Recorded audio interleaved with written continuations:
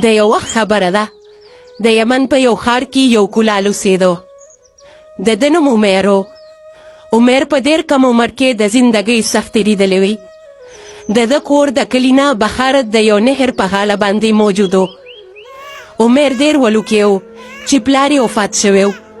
عمیر به د خپل کور په یو کونه کې ناست و او خپله مور به یې چې په لوښو جوړولو باندې ولیده نو د ده په زړه کې به یو سوال پیدا کېدو چې د نورو ولو په شان زما پلار ولې نشته. مور به ورته وي چې بچی الله چې څوک ازماوي نو هغه په نصیب کې څه خاص لیکلي وي. ته محنت کوه الله به پکې برکت اچوي. د ده مور د ډېر په مشقت باندې ساتلو. د عمیر مور په خپله هم کولاله وه. دی به هم د خاورې لوښي جوړول او غرمو ته به یې وچول او بیا به یې په بازار کې خرڅول. دغه شانتې وخت تېرېدو چې عمیر خپل ځوانۍ ته ورسېدو. بیا د عمیر واده وشو. د واده نه وروستو د عمیر یو زوی پیدا شو. د غربت باوجود په دغه کور کې د خوشحالۍ یوه شمعه بله شوه. عمیر به سهار وختي پاڅېدو، خاوره به یې واخله او لوښي به یې جوړول او بیا به یې غرمو ته کېښول. چې کله به وچ شو نو بیا به یې بازار ته د خرڅ دپاره یوړل. عمیر په خپل محنت کې ډېر خوشحاله و خو د پلار کمی به ورته محسوس کېده. یوه ورځ ماښام عمیر لوښي جوړول چې د هغه ښځه په منډه باندې راله او ویې ویل چې عمیره ستا د مور طبیعت ډېر خراب دی او هغه بار بار ستا نوم اخلي. عمیر چې دا خبره واورېده نو په منډه باندې د خپل مور خواله لاړو. مور یې په یو زوړ بستر باندې پرته وه.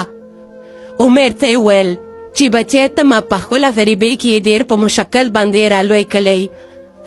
اوس زما وخت قریب دی، شاید زه نوره ستا سره پاتې نشم. د عمیر د سترګو نه بې اختیاره اوښکې لالی او ویې ویل مورې داسې خبرې مه کوه، الله به تا ښه کي. مور یې یو څو لسویلی اوښکو او ویې ویل چې بچی زندګي د الله په لاس کې ده خو زما یو نصیحت یاد ساته، حالات که هر څنګه وي خو د الله په لاره کې خرڅ کولو باندې سستیا مه کوه. صدقه مال چرته هم نه کموي بلکې زیاتوي. په صدقه کې داسې طاقت دی چې دا تقدیر د سړي بدلوي.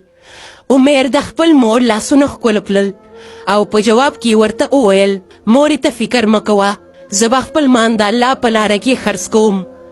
مور خوشحاله شوه او دعا یې ورته وکړه. لږ ساعت وروستو هغه سترګې کمې چې ټول عمر د عمیر په لور کږې وي د همیشه دپاره پټې شوي. د دو په کور کې یو ماتم جوړ شو. عمیر د خپل مور جدایي نشو برداشت کولی خو په زړه کې د مور نصیحت تاویدو راتاویدو چې د الله په لاره کې خرڅ کول ستا تقدیر بدلولی شي. د مور مړ نه وروستو عمیر ځان سره واده وکړه چې حالات که هر څنګه وي خو زه به د الله په لاره کې ضرور خرڅ کوم. د خپل محنت یو په ډبل خو سهار وختي به پاڅېدو، خپل خر به یې تیار خو او ځنګل ته به لاړه. ځنګل کې په یو کونه کې مته خاوره وه چې د هغې نه به ډېر ښایسته لوښي جوړېدل. د به هغه په بیلچه باندې وکنسته او ټوکرۍ به یې تې ډکې کړې. د عمیر په مخ باندې روانې خولې او تیز نور باوجود د عمیر په ژبه باندې شکایت نه راتلو. هغه به همیشه دا سوچ کولو چې دا محنت زما ازمایش دی او الله د خپل بنده محنت چېرته هم ضایع کوي نه. د به کور کې لوښي تیار بلل او بیا به یې په خپل خر باندې د خرڅ دپاره بازار ته یوړل.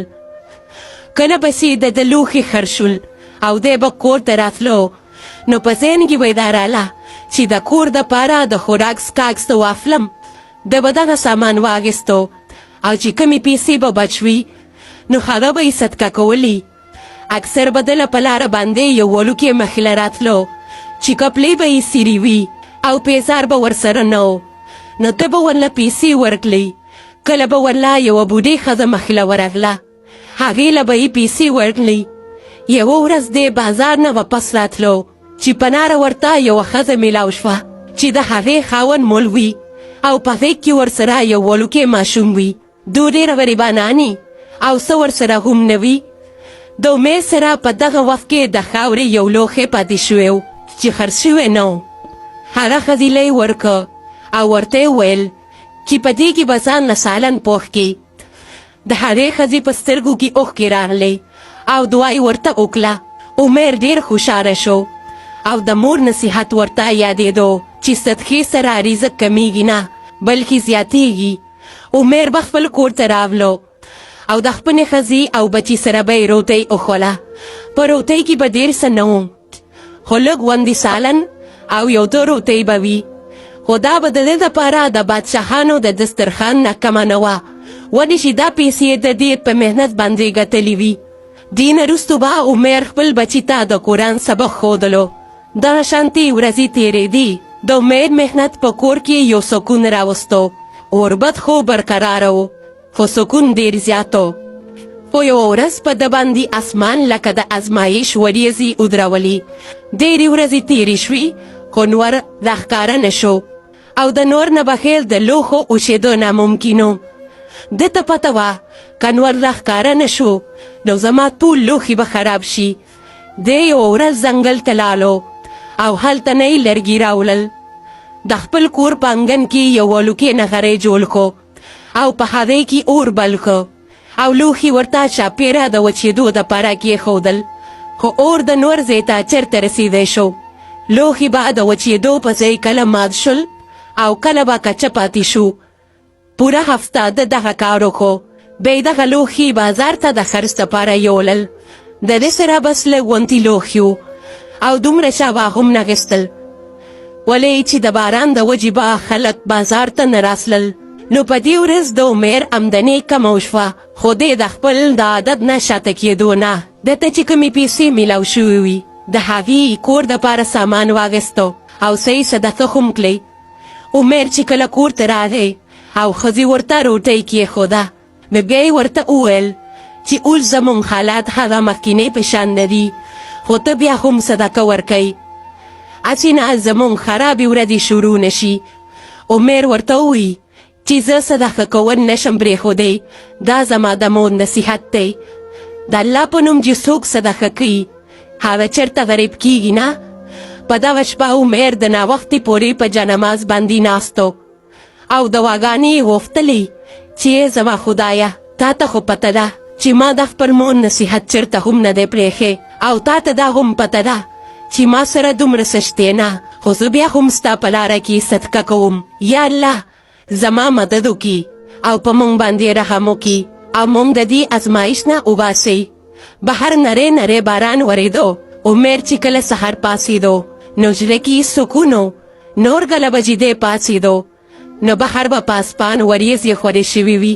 د ده زړه به ډېر خفه شو ځکه چې لوښي به اوچېده نه او د ده روزګار ډېر کم شوی او د ښځې خبرو به یې نور هم د زړه بوج سیوا کړو. خو نن چې څه نو عمر کړکۍ کولاو کړه نو د نور رڼا د ده په مخ باندې ولګېده نو د ده د زړه نه بې اختیاره د شکر الفاظ ووته.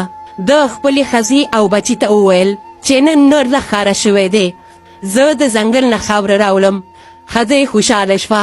عمر خپل خر تیار که او د ځنګل طرف ته روان شو. دی چې ځنګل ته ورسېدو د باران په وجه ځینې خاوره ډېره نرمه شوې وه او ځینې کلکه وه. د په ډېر ځای کې بیلچه ووهله خو خاوره به کله نرمه او کله کلکه وه. بیا د ده نظر د خاورې په یو ډېري باندې پرېوته. د خاوره ډېره نرمه او ډېره ښایسته وه. عمر په هغه خاوره باندې شروع وکړه او کېناستلی چې اچانک د ده بیلچه په یو کلک څیز باندې ولګېده. د عمر زړه په درزېدو شو. هغه چاپېره خاوره یې لرې کړه. اچانک د ده مخ کې د اوسپنې یو صندوق راښکاره شو. د ده لاسونه په رپېدو شو چې دا څه دي او دا وې چا دفن کړی. د دغه صندوق ډېر په مشکله باندې بهر راوباسو. صندوق ډېر باري و. کله چې ته دغه صندوق کولاو کړو نو هغه د سونې د سیکو نه ډک و. د عمر سترګې د خوشحالۍ نه ورپېدې. عمر په هغه ځای باندې الله ته په سجده شو او شکر یې ادا کولو. عمر دغه صندوق په خپل خر باندې وتړه او کور ته یې راوړل. ښځې چې دا ولیده نو ډېره خوشحاله شوه. د دغې ورځې نه د عمر زندګي بدل شوه. دغه کور ته د غربت په ځای خوشحالي او سکون راغی. عمر د مخکې نه زیاته صدقه ورکول شروع کړل. د یتیمانو او بېوسه خلکو مدد یې شروع کړو. tomar gurda kahani wa kata subandi khalegi dali. No please, like ke avdanor video ganda para zamadashenar सबसे पेटे जाता मनना